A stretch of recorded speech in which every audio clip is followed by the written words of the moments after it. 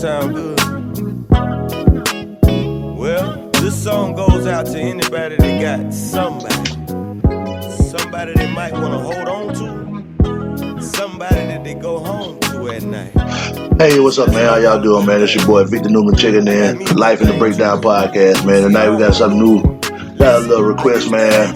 Y'all can always email me too at thebreakdown262, man. And if y'all got a little topic so y'all want to touch on, and I can see what I can put together and build up on. But tonight, man, we're gonna talk about black love, man, and the top 10 reasons why I think it fails. You know what I'm saying, for the most part.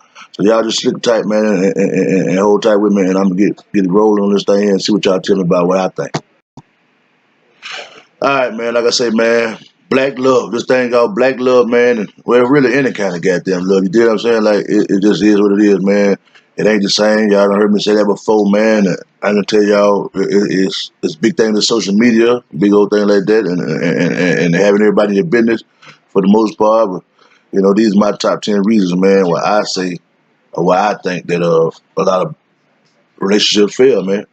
You know, number one is gonna be overcrowd, space, no space. You know what I'm saying? Like y'all got to keep y'all lives outside of your relationship. You know what I'm saying? Not saying having other relationships with people. Well, you know, friendships or some sorts of relationship, but you got to continue having other relationships. You got to continue having other goals and other things you're trying to achieve, to where you're not overcrowding a person. You know what I'm saying? Or y'all not overcrowding each other, because quite naturally, when y'all get to overcrowding each other, then that's when things getting aggy. You know what I'm saying? Like too much of anything will kill you. You feel what I'm saying? So too much of each other, it'll be bad on the relationship in my mind. You know, so it's like, keep doing what you was doing before y'all really got to kicking it like that. You know what I'm saying? Stay motivated on whatever you was doing. Keep your hobbies and just keep doing whatever you was doing, to where y'all just not getting just too much of each other. Now, when it's love and it's beautiful, yeah, you feel like that's just what you want. And you want all that all the time. Yeah, true indeed. But when you just getting too much of that shit, it starts to get overbearing at times. You know what I'm saying? Like, y'all got to give each other space, man. Give each other some time to miss each other. You know what I'm saying? That's when it's really, really great. When you miss each other for a little while and then you see each other, man, it'll be wonderful. That's what I think. You know what I'm saying? And overcrowding and not having no space, that just, it stunts your emotional growth. You know what I'm saying? Like, it stunts your emotional growth and your general development. You know what I'm saying? You start to have panic attacks and anxiety, the fear, you're paranoid because you ain't being around other people. You're not being sociable. All you know is booth and sitting up in here, laying up in here, and going to work, coming home, and that's all y'all get. Y'all don't get nothing but each other. You know what I'm saying? So if y'all don't stop that, then it's only going to lead to number two.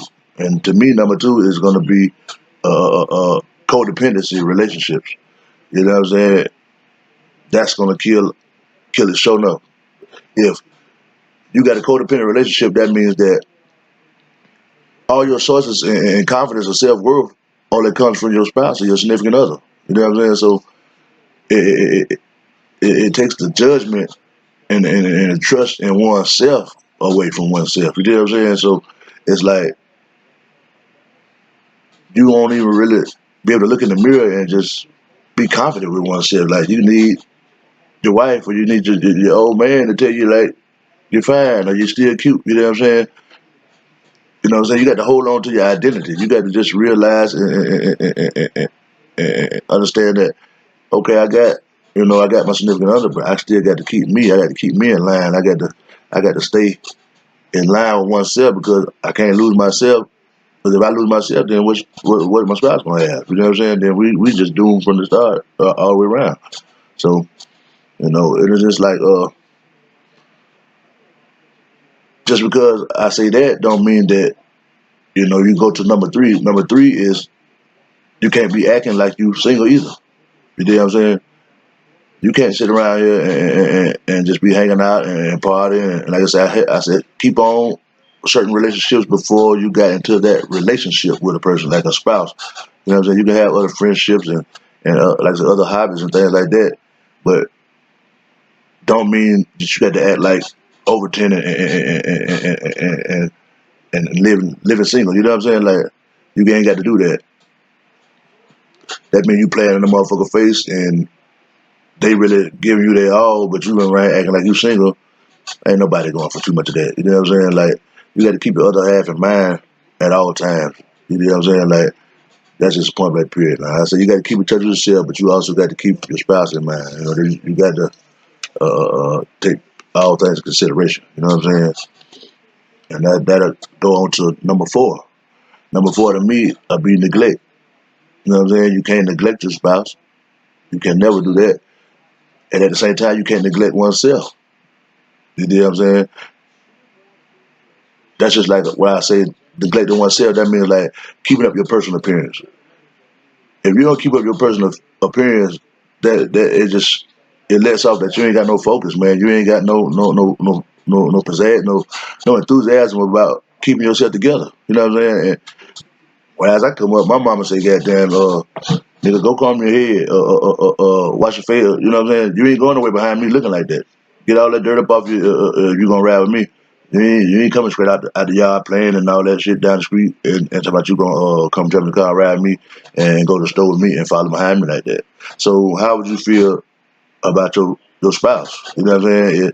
Especially if you got a spouse or significant other that thrives on self image. You know what I'm saying? Like if they thrive on keeping their shit together and putting that shit on and being, being themselves, which is, like that, you being that spouse or significant other, you got to be fitting the criteria. You know what I'm saying? Like it just don't go together. It don't match. So, you know what I'm saying? Neglecting one's spouse and neglecting oneself can also tear a relationship up in my eyes. That's number four.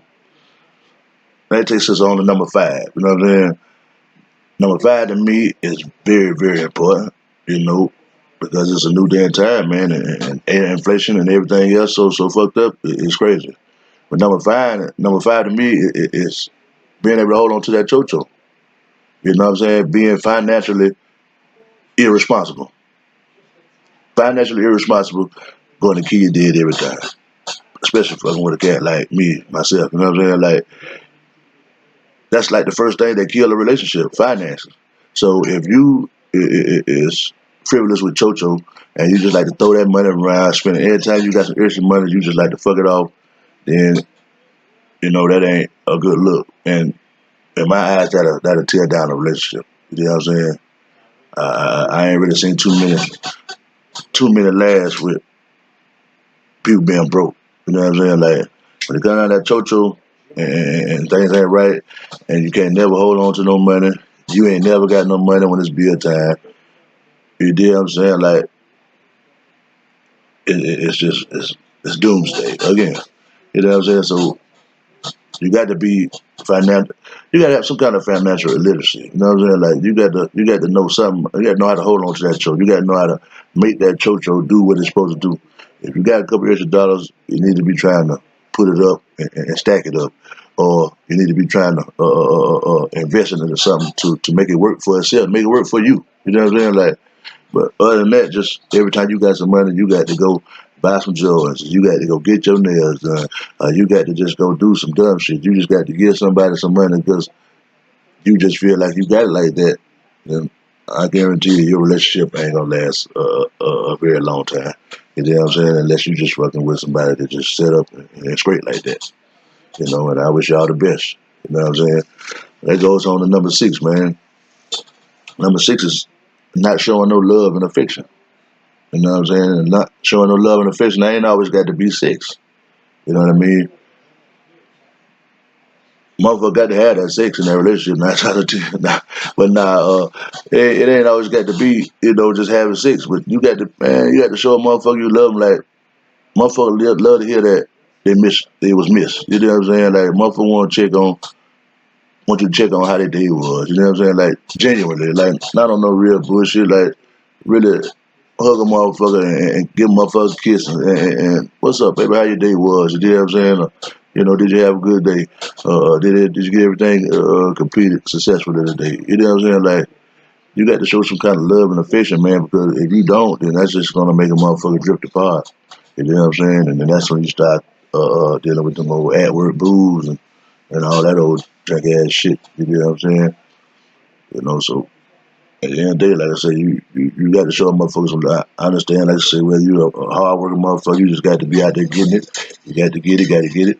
At the same time, you still got to show that woman, like I said, that significant other that that you love them, that you appreciate them, that you know that you know you wouldn't be where you was at without them. And like I say, but all that was they got to coincide together. You know what I'm saying?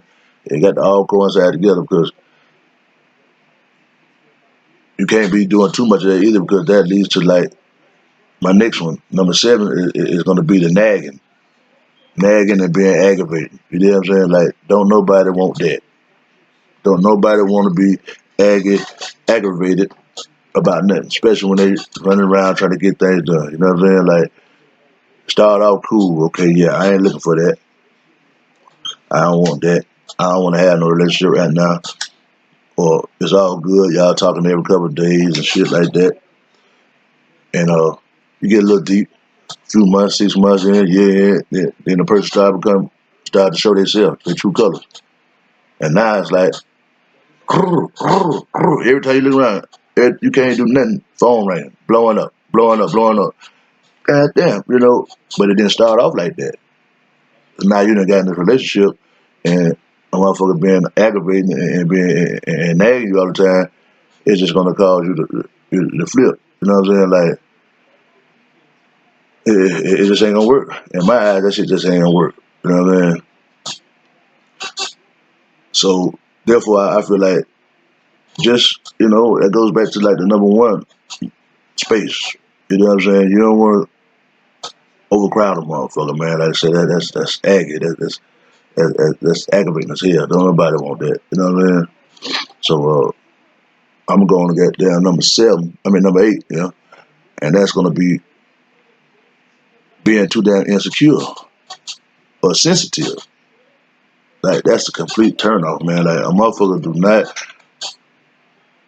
Well, I'm saying myself, I cannot stand a motherfucker just so insecure. Like everything is just, oh man, that's the fucking worst. I mean, like I say, it's a turnoff, and you can't really lift another motherfucker up, but so much. You know what I'm saying? Like that got to start with oneself. You got to have that shit in yourself first and foremost to get it up and get it going. Goddamn, and look in the mirror and just be like, I'm popping. I'm the shit. Like if you ain't got that shit, if every day you always down and you always got your head in your fucking lap, or you always got a frown on your face, like that shit is just it's contagious. You know what I'm saying? Like don't nobody want that shit every day. Like that shit fucks a person whole day up. Especially if they really love you and got love for you. Like they don't want to see you all fucked up, but you always fucked up and always in your damn body by something and ain't motivated. Like I said, that's gonna tear a relationship up also. You know, so I got to take it to number 10. I mean number 9. I'm sorry, y'all keep it real. I'm trying to get this right.